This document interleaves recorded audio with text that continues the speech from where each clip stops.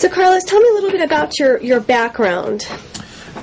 Well, I started playing guitar when I was 10 years old. My brother had a guitar sitting up in his room, and of course I used to go in his room and play his guitar and take his records and scratch his records up. Anyway, my father found out and told me, I'll give you the guitar if you promise not to go into his room and scratch his records. Well, I promised, of course. I got the guitar. I still went in his room, but from then on it was just living my dream, just to be able to, I'm a minister's son.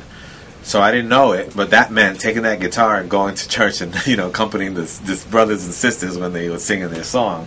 So it helped me develop my ear. Anyway, my father died when I was 14 years old, and I decided that what I wanted to do was be a musician. My father had given me his blessing in that, so it was okay with my mom. At that time, I was what we call a preppy, a college preparatory program. I went to a college preparatory program, so I was a preppy. And that's where I met one of my best friends, Luther Vandross. We were about 14, 15 years old. Anyway, one day Luther said, hey, they're having auditions at the Apollo Theater. And I'm going to go and audition for this group called Listen My Brother. So for the young people who might not be familiar with Luther, what would they? Luther Vandross is an R&B singer, the Pavarotti of soul. Never too much, and he's a great songwriter. He recently died, and he and I had a 35-year friendship. He introduced me to my wife, Robin Clark, so we go back pretty much. And, anyway, we found ourselves in the basement of the Apollo Theater auditioning for this group. Luther got into the group. The instructor, he came to me and says, what do you do, son? I play guitar, sir. Well, you can't come down here unless you show me what you got. So the next day I came down with my guitar, showed him what I could do. Boom, I got into the group. And what was the group? Listen, My Brother. Anyway, we were one of the opening acts for Sly and the Family Stone when they came to the Apollo Theater, the first integrated band ever to appear at the all-black Apollo Theater. And we were the opening act, so we were pretty humbled by that. And you were how old? I was 15/16. I was the youngest guitar player in the history of the Apollo Theater.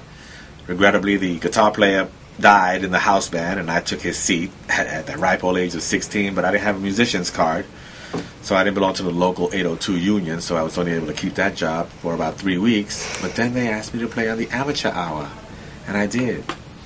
During that time, I was able to meet all these great people that would come and play, James Brown and Wilson Pickett and Esther Phillips and all these. And one of the bands was The Main Ingredient. They asked me to go on the road with them. This was about 1960, 67, 68. I worked with them. They had a hit song called Everybody Plays the Fool during that time, and I was pretty content. I was following my dream. It was getting me where I wanted to go. I married my childhood sweetheart, Robin. And how were you? So you were able to make a living in music at a very young age. I was a hustler. I would tell me about that, okay. Because that's one of the challenges many young people are dealing with. They have the dream, but how can they make ends meet? You have to be self-motivated. Here's what I used to do: go to school. First of all, I did my homework while I was in my lunch, and I did it as fast as I can. Why? Because if you don't do your homework, then you got to go home, do your chores, then do your homework, and then you got no time. Anticipating that I would do it immediately, then I can go down to Listen My Brother, do what I had to do. After Listen My Brother, I got together with the piano player. We formed a little group, and then we would play after-hour joints in Harlem. And look, this ended up where I got married. I had a job because I couldn't marry my wife without having a job. So I had Listen My Brother, a job, school, after hour. I was busting myself just to be able to get what I needed. And how has it paid off when you look back? What has been your greatest claim to fame? Writing fame. Literally. In 1974, one of the Main Ingredient told me that they were having a session at RCA Studio for this new producer called David Bowie. Now, I didn't know who David Bowie was, but I did know who Lulu was, and that's who he was producing. I had seen this movie called To Sir With Love, so I knew who Lulu was. I wanted to meet Lulu. Little did I know it, Lulu wasn't at the session, it was just the music.